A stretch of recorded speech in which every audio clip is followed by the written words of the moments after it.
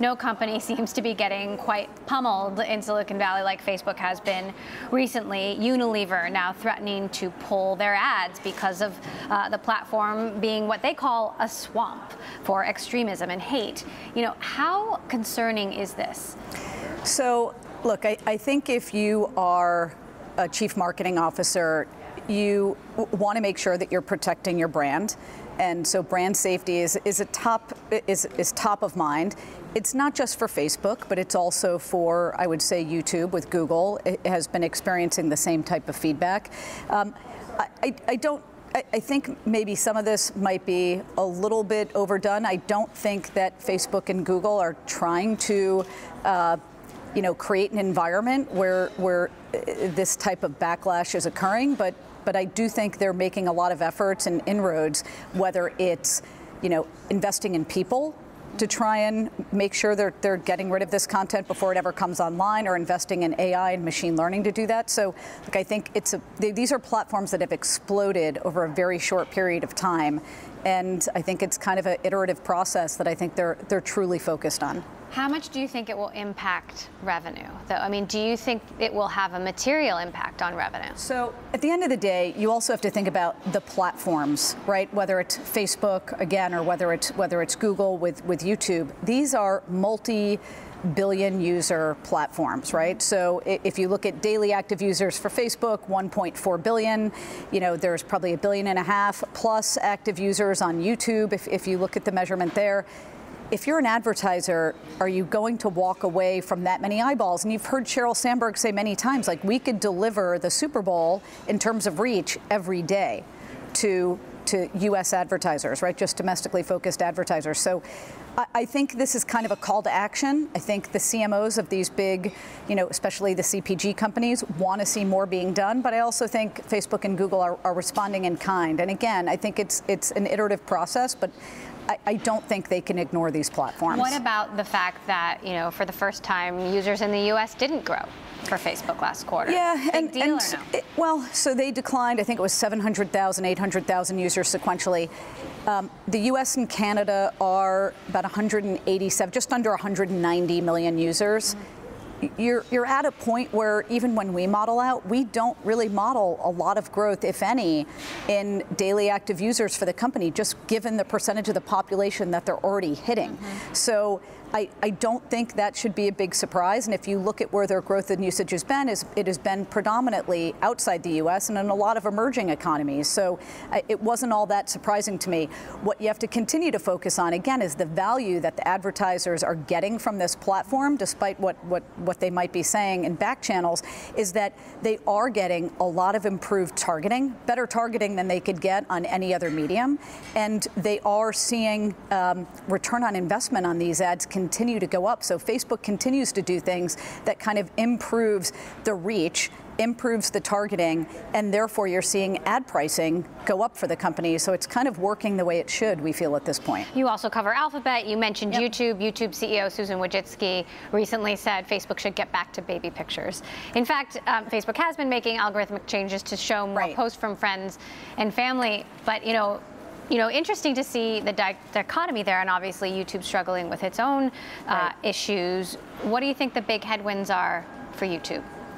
So, I mean, look, they've got the brand safety issue to be aware of as well. I mean, we talk to ad partners and agencies a lot, and I would say they're just as concerned about that on YouTube as they are with Facebook or maybe some of the other social media platforms. So I think, again, in partnership with the advertisers and from a measurement perspective, people just want to see the standards continue to move in the right direction.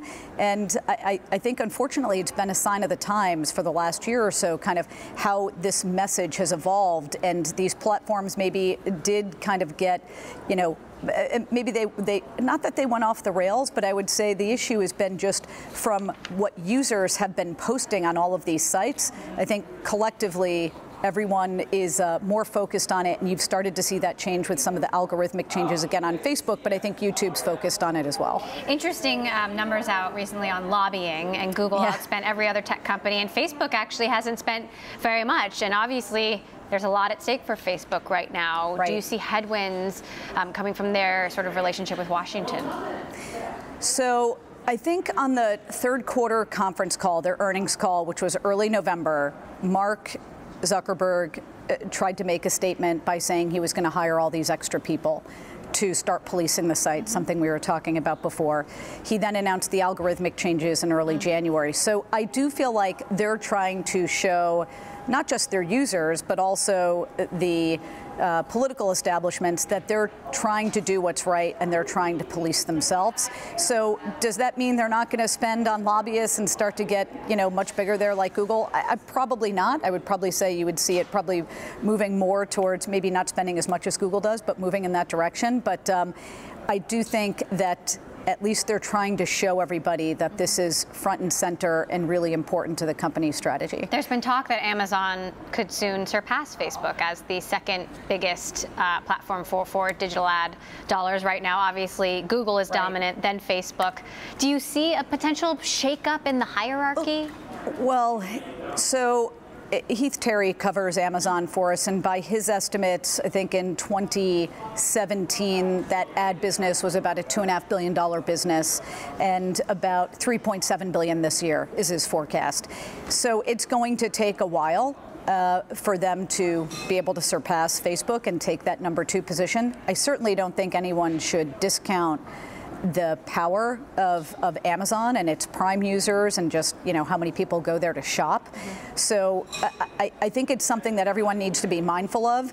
And we definitely hear a lot of interest from ad partners telling us that people are kicking the tires and at least looking to that as an opportunity to find that third platform, which right now has been slightly more elusive. So what are the big issues that you're watching for Google and Facebook over 2018? Yeah, so for us, for Facebook in particular, we're very focused on Facebook Watch as another way to engage with your users. So, for us, we think about, time spent. There's only so many minutes in a day that you're going to spend sifting through your current Facebook feed or your Instagram feed. So how else can they improve engagement or increase engagement with people like you and I? And that might be, if you're a Patriots fan, starting to watch Time versus Tom, which is, or Tom versus Time, which is the docu-series, 3 15-minute series.